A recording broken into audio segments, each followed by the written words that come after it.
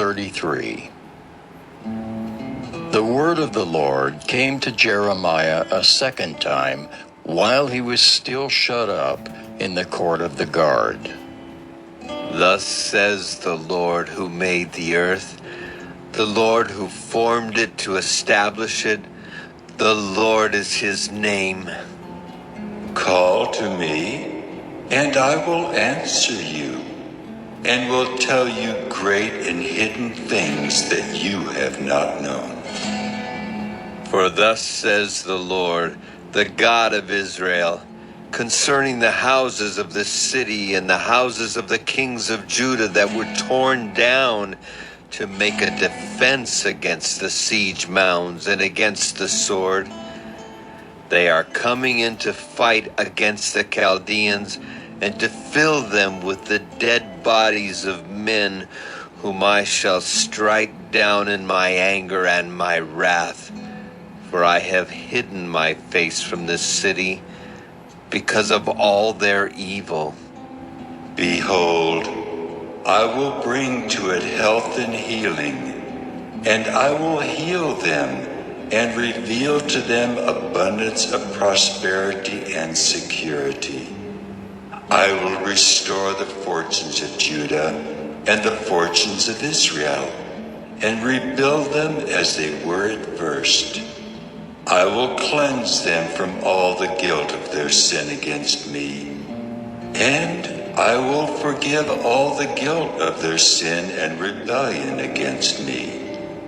And this city shall be to me a name of joy, a praise and a glory before all the nations of the earth, who shall hear of all the good that I do for them. They shall fear and tremble because of all the good and all the prosperity I provide for it. Thus says the Lord, in this place of which you say, it is a waste without man or beast, in the cities of Judah and the streets of Jerusalem that are desolate, without man or inhabitant or beast, there shall be heard again the voice of mirth and the voice of gladness, the voice of the bridegroom and the voice of the bride, the voices of those who sing as they bring thank offerings to the house of the Lord. Give thanks to the Lord of hosts, for the Lord is good, for his steadfast love endures forever. For I will restore the fortunes of the land as at first, says the Lord. Thus says the Lord of hosts, in this place that is waste, without man or beast, and in all of its cities there shall again be habitations of shepherds resting their flocks. In the cities of the hill country, in the cities of the Shephelah, and in the cities of the Negev, in the land of Benjamin, the places about Jerusalem, and in the cities of Judah, flocks shall again pass under the hands of the one who counts them, says the Lord.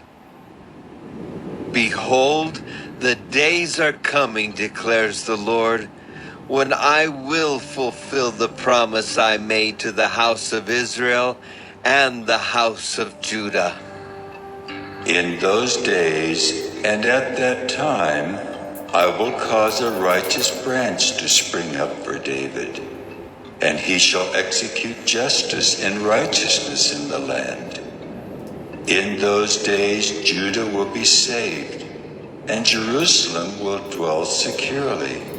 And this is the name by which it will be called: the Lord is our righteousness. For thus says the Lord, David shall never lack a man to sit on the throne of the house of Israel, and the Levitical priests shall never lack a man in my presence to offer burnt offerings, to burn grain offerings, and to make sacrifices forever. The word of the Lord came to Jeremiah. Thus says the Lord, if you can break my covenant with the day and my covenant with the night, so that day and night will not come at their appointed time, then also my covenant with David my servant may be broken, so that he shall not have a son to reign on his throne, and my covenant with the Levitical priests, my ministers. As the host of heaven cannot be numbered, and the sands of the sea cannot be measured, so I will multiply the offspring of David my servant, and the Levitical priests who minister to me. The word of the Lord came to Jeremiah. Have you not observed that these people are saying, the Lord has rejected the 2 clans that he chose? Thus they have despised my people so that they are no longer a nation in their sight. Thus says the Lord, if I have not established my covenant with day and night, and the fixed order of heaven and earth, then I will reject the offspring of Jacob and David my servant, and will not choose one of his offspring to rule over the offspring of Abraham, Isaac, and Jacob. For I will restore their fortunes, and will have mercy on them.